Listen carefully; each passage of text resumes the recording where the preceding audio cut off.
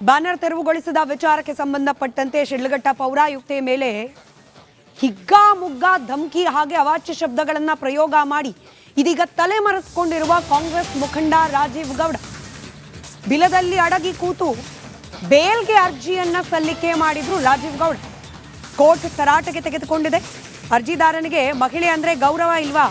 ಒಮ್ಮೆ ಮಾತನಾಡಿದ್ರೆ ವಾಪಸ್ ಪಡೆಯೋಕ್ಕಾಗತ್ತಾ? ನಿಯಂತ್ರಣ ಇಲ್ಲದ ನಾಲಿಗೆ ಎಲ್ಲವನ್ನ ಹಾಳು ಮಾಡುತ್ತೆ. ನೀವು ಕ್ಷಮೆ ಕೇಳಿದ್ರೆ ಒಡೆದಿರೋದು ಒಂದಾಗೋದಿಲ್ಲ ಅಂತ ಕಾಂಗ್ರೆಸ್ ಮುಖಂಡ ರಾಜೀವ್ ಗೌಡಗೆ ಹೈಕೋರ್ಟ್ ತರಾಟೆಗೆ ತೆಗೆದುಕೊಂಡಿದೆ. ಎಫ್ಐಆರ್ ರದ್ದು ಕೋರಿ ಸಲ್ಲಿಸಿದ್ದ ಅರ್ಜಿ ಇದು. ಇದರ ವಿಚಾರಣೆಯನ್ನ ಕೈಗೆತ್ತಿಕೊಂಡ ನ್ಯಾಯಾಲಯ ರಾಜೀವ್ ಗೌಡಗೆ ತರಾಟೆಗೆ ತೆಗೆದುಕೊಂಡಿದೆ.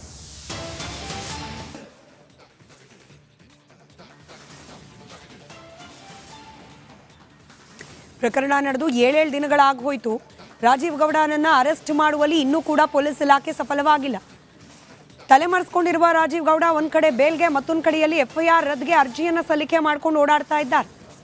ಎಫ್ಐಆರ್ ರದ್ದಿನ ಅರ್ಜಿಯ ವಿಚಾರಣೆ ನಡೆಸಿದ ನ್ಯಾಯಾಲಯ ರಾಜೀವ್ ಗೌಡಗೆ ತರಾಟೆಗೆ ತೆಗೆದುಕೊಂಡಿದ್ದಾರೆ. ಮಹಿಳೆಯರ ಬಗ್ಗೆ ಗೌರವ ಇಲ್ವಾ? ಮಾತನಾಡುವಾಗ ನಾಲ್ಗೆ ಮೇಲೆ ಕಂಟ್ರೋಲ್ ಇಲ್ವಾ ಅಂತ ಹೇಳಿ ನೇರ ಮಾತುಗಳಲ್ಲೇ ಕೋರ್ಟ್ ತರಾಟೆಗೆ ತೆಗೆದುಕೊಂಡಿದೆ.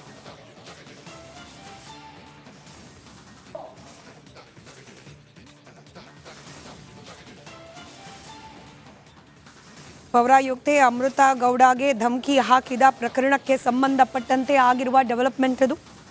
ಎಫ್ಐಆರ್ ರದ್ದು ಕೋರಿ ಅರ್ಜಿ ಸಲ್ಲಿಸಿದ್ದ ಕಾಂಗ್ರೆಸ್ ಮುಖಂಡ ರಾಜೀವ್ ಗೌಡ ಅರ್ಜಿದಾರರಿಗೆ ಮಹಿಳೆ ಅಂದ್ರೆ ಗೌರವ ಇಲ್ಲವಾ ಅಂತ ಹೇಳಿ ನೇರವಾಗಿ ಕೋರ್ಟ್ ಪ್ರಶ್ನೆ ಮಾಡಿದೆ. ಕೇವಲ ಇಷ್ಟು ಮಾತ್ರ ಅಲ್ಲ, ನೀವು ಕ್ಷಮೆ ಕೇಳಿದ್ರಿ ಅಂದ ಮಾತ್ರಕ್ಕೆ ಎಲ್ಲ ಮುಗಿದು ಹೋಯ್ತಾ? ಕ್ಷಮೆ ಕೇಳಿದ ಮಾತ್ರಕ್ಕೆ ಹಾಳಾಗಿರುವುದು ಎಲ್ಲವೂ ಕೂಡ ಸರಿಯಾಗ್ಬಿಡುತ್ತಾ ಅಂತ ಹೇಳಿ ಕೋರ್ಟ್ ಪ್ರಶ್ನೆ ಮಾಡಿದೆ.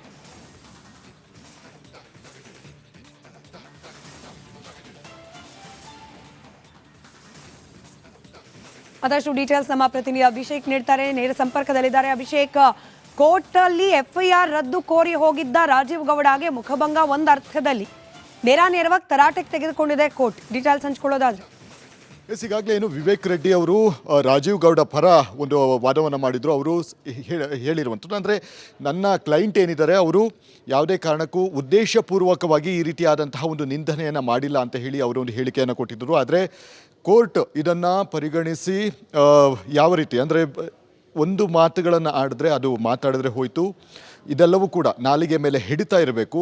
ಈಗ ಆಗಿದೆ ಮತ್ತು ಅದು ಕೂಡ ವೈರಲ್ ಕೂಡ ಆಗಿದೆ. ಹೀಗಾಗಿ ಆಕೆಯ ಮೇಲೆ, ಆಕೆಯ ಮಾನಕ್ಕೆ ಧಕ್ಕೆ ತಂದಿರುವಂತಹ ಒಂದು ವಿಚಾರ ಆಗಿರುವಂತಹ ಒಂದು ಕಾರಣದಿಂದಾಗಿ ಇದಕ್ಕೆ ಒಂದು ತಕ್ಕ ಶಾಸ್ತಿ ಆಗಲೇಬೇಕು ಅನ್ನುವಂತಹ ರೀತಿಯಲ್ಲಿ ಅವರು ಮಾತುಗಳನ್ನು ಆಡಿರುವಂಥದ್ದು. ಇದೇ ವಿಚಾರವಾಗಿ ಮುಂದಿನ ದಿನಕ್ಕೆ ಈ ಒಂದು ಅರ್ಜಿ ವಿಚಾರಣೆ ಸಂಪರ್ಕದಲ್ಲಿರಿ. ಅಭಿಷೇಕ್, ಖುದ್ದು ಪೌರಾಯುಕ್ತೆ ಅಮೃತ ಗೌಡ ನಮ್ಮ ಜೊತೆ ದೂರವಾಣಿ ಸಂಪರ್ಕದಲ್ಲಿದ್ದಾರೆ. ಮೇಡಮ್ ನಮಸ್ಕಾರ. ನಮಸ್ಕಾರ ಮೇಡಮ್. ತಾವು ಮಹಾಭಾರತ ಚರ್ಚಾ ಕಾರ್ಯಕ್ರಮದಲ್ಲಿ ಕನೆಕ್ಟ್ ಆಗಿದ್ದಿನ ಕೂಡ ಹೇಳಿದ್ರಿ ಕಾನೂನಾತ್ಮಕವಾಗಿ ಏನ್ ಕ್ರಮ ಆಗಬೇಕು ಆಗ್ಲಿ ಅಂತ ಹೇಳಿ. ಬಟ್ ಮೋರ್ ದನ್ ಕಾನೂನಾತ್ಮಕ ಕ್ರಮ ಇವತ್ತು ಹೈಕೋರ್ಟ್ ಅಬ್ಸರ್ವೇಷನ್ ತರಾಟೆಗೆ ತೆಗೆದುಕೊಂಡಿದ್ದಾರೆ ನ್ಯಾಯಾಧೀಶರು. ಮಹಿಳೆಯರ ಬಗ್ಗೆ ಮಾತನಾಡುವಾಗ ನಿಗಾ ಇಲ್ವಾ ಅಂತ ಹೇಳಿ ನೇರವಾಗಿ ಪ್ರಶ್ನೆ ಕೇಳಿದ್ದಾರೆ. ಏನ್ ಹೇಳ್ತೀರಿ ಮೇಡಮ್? ನಾನು ಅದ್ರ ಬಗ್ಗೆ ಆಕ್ಚುಲಿ ನನಗೆ ಕೋರ್ಟಲ್ಲಿ ಏನಾಯ್ತು ಅಂತ ಗೊತ್ತಿಲ್ಲ. ಬಟ್ ನೀವು ಹೇಳ್ದಂಗೆ if this is been discussed ಅಂತ ಅಂದ್ರೆ I am very happy about it madam. My trust on the legal system, I feel very happy about it madam. ಈಗ ನಿಮ್ಮ ಪ್ರಕರಣ ಆದ್ಮೇಲೆ ನೀವು ಫಾಲೋಅಪ್ ಮಾಡಿದ್ರೆ ಎಲ್ಲ ಗೊತ್ತಿಲ್ಲ, ವರುಣಾ ಕ್ಷೇತ್ರದಲ್ಲೂ ಕೂಡ ಒಬ್ಬ ಮಹಿಳಾ ಅಧಿಕಾರಿ ಮೇಲೆ ಸಾರ್ವಜನಿಕರು ಗುಂಡಾಗೃತಿಯನ್ನ ತೋರಿಸಿದ್ದು, ಅದಾದ ನಂತರ ಇವತ್ತು ಶಾಸಕಿ ಒಬ್ಬರ ಮೇಲೆ ಧಮಕಿ ಹಾಕ್ಲಿಕ್ಕೆ ಹೋದಂತ ಪ್ರಕರಣ. ಅಂದ್ರೆ ವುಮೆನ್ ಎಟ್ ವರ್ಕ್ ಅವರ ಸೇಫ್ಟಿ ಬಗ್ಗೆ ಇವತ್ತು ಕೋರ್ಟ್ ವ್ಯಕ್ತಪಡಿಸ್ತಾ ಇರುವ ಕನ್ಸರ್ನ್, ನೀವು ಕೂಡ ಒಬ್ಬ ಸರ್ಕಾರಿ ಅಧಿಕಾರಿಯಾಗಿ ಎಷ್ಟು ಇಂಪಾರ್ಟೆಂಟ್ ಇದೆ ಕೋರ್ಟ್ನ ಇಂಥ ಅಬ್ಸರ್ವೇಷನ್ ಅಂತ ಹೇಳಿ? Madam, it is very supporting. ನಮ್ಮ ಕಾನೂನು ಅಂದರೆ ಲೈಕ್ ನಮ್ಮ ಲೀಗಲ್ ಸರ್ವಿಸಸ್ ಇಂದ ಈ ಥರ when supporting environment comes up, we all will feel empowered madam.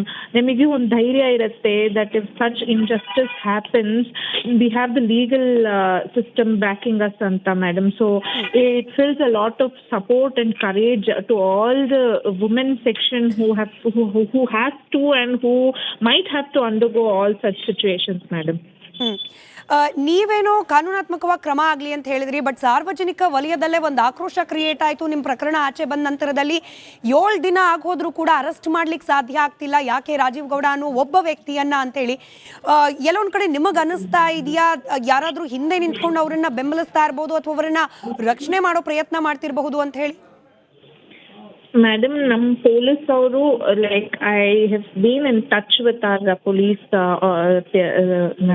I mean our colleagues and ಅವರು ನಮ್ಮ ಸೀನಿಯರ್ಸ್ ಯಾರಿದ್ದಾರೆ, they are trying their best madam.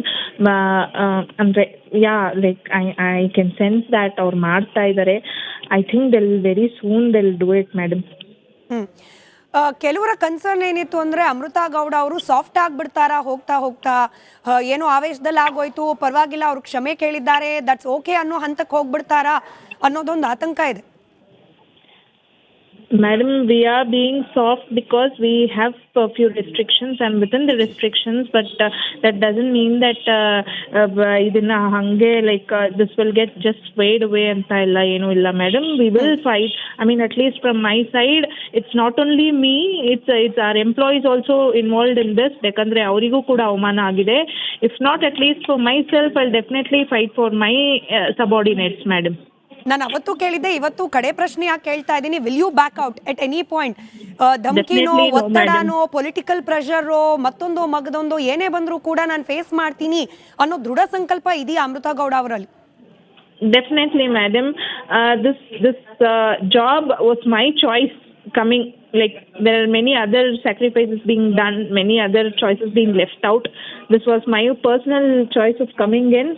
So I am very I'm confirmed with whatever the decision I have taken. I'll proceed with this case, madam. There's no point of backing out, madam. Right. Thank you so much Amrita Gowda ಅವರೇ, Republic ಕನ್ನಡದ ಜೊತೆಯಲ್ಲಿ ಮಾತನಾಡಿದ್ದಕ್ಕೆ. ಇದು ಪೌರಾಯುಕ್ತೆ ಶಿಡ್ಲಘಟ್ಟ ಅಮೃತಾ ಗೌಡ ಅವರ ನೇರ ಮಾತುಗಳು. ಕೋರ್ಟ್ನಲ್ಲಿ ಇಂಥ observation ಆಗ್ತಾ ಇರೋದು ಸರ್ಕಾರಿ ಅಧಿಕಾರಿಗಳಿಗೆ, ಅದರಲ್ಲೂ ಮಹಿಳಾ ಅಧಿಕಾರಿಗಳಿಗೆ ಒಂದು ರೀತಿ ಮನೋಬಲ ಹೆಚ್ಚು ಮಾಡುವಂತಹ ಪ್ರಸಂಗ. ಶಿಕ್ಷೆ ಕಾನೂನಾತ್ಮಕವಾಗಿ ಆಗಬೇಕು. ನಾವು ಸರ್ಕಾರಿ ನೌಕರರಾಗಿರೋ ಕಾರಣಕ್ಕೋಸ್ಕರ ಕೆಲಸ ಕಾರ್ಯಗಳಲ್ಲಿ ಯಾವುದೇ ರೀತಿಯ ಅಡಚಣೆಗಳಾಗಬಾರ್ದು ಅನ್ನೋ ಕಾರಣಕ್ಕೆ ನಾವು ಈ ಪ್ರಕರಣದಲ್ಲಿ ಹೆಚ್ಚು ಇನ್ವಾಲ್ವ್ ಆಗ್ತಾ ಇಲ್ಲ. ಆದರೆ ಪೊಲೀಸ್ ಇಲಾಖೆ ಬಗ್ಗೆ ನಮಗೆ ವಿಶ್ವಾಸ ಇದೆ, ಕಾನೂನು ಗಟ್ಟಿ ಇದೆ ನಮ್ಮ ನೆಲದಲ್ಲಿ, ಕಾನೂನಾತ್ಮಕವಾಗಿ ಅವ್ರಿಗೆ ಶಿಕ್ಷೆ ಆಗುತ್ತೆ ಅನ್ನೋ ವಿಶ್ವಾಸವನ್ನು ವ್ಯಕ್ತಪಡಿಸಿದ್ದಾರೆ ಅಮೃತಾ ಗೌಡ. ಈ ಪ್ರಕರಣದಲ್ಲಿ ನಮಗೆ ತುಂಬ ಬೆಂಬಲ ಸಿಕ್ಕಿದೆ, ಈಗಲೂ ಕೂಡ ಸಿಗ್ತಾ ಇದೆ. ರಾಜೀವ್ ಗೌಡ ಅವರ ವಿರುದ್ಧ ಕಾನೂನಾತ್ಮಕವಾಗಿ ಕ್ರಮ ಆಗುವ ವಿಶ್ವಾಸ ಇದೆ. ಯಾವುದೇ ಕಾರಣಕ್ಕೂ ಈ ಪ್ರಕರಣದಿಂದ ಹಿಂದೆ ಸರಿಯುವ ಅಥವಾ ಈ ಪ್ರಕರಣದಲ್ಲಿ ಮೃದು ಧೋರಣೆಯನ್ನು ತಾಳುವ ಸಾಧ್ಯತೆಯೇ ಇಲ್ಲ ಅನ್ನೋದನ್ನ ಮತ್ತೊಮ್ಮೆ ದೃಢಪಡಿಸಿದ್ದಾರೆ ಶಿಡ್ಲಘಟ್ಟ ಪೌರಾಯುಕ್ತೆ ಅಮೃತಾ ಗೌಡ.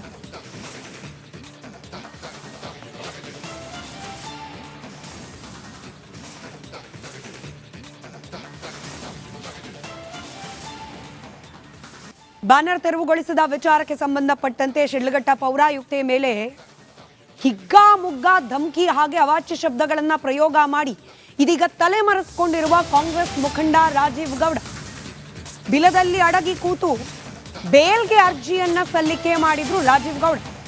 ಕೋರ್ಟ್ ತರಾಟೆಗೆ ತೆಗೆದುಕೊಂಡಿದೆ. ಅರ್ಜಿದಾರನಿಗೆ ಮಹಿಳೆ ಅಂದ್ರೆ ಗೌರವ ಇಲ್ವಾ? ಒಮ್ಮೆ ಮಾತನಾಡಿದ್ರೆ ವಾಪಸ್ ಪಡೆಯೋಕ್ಕಾಗತ್ತಾ?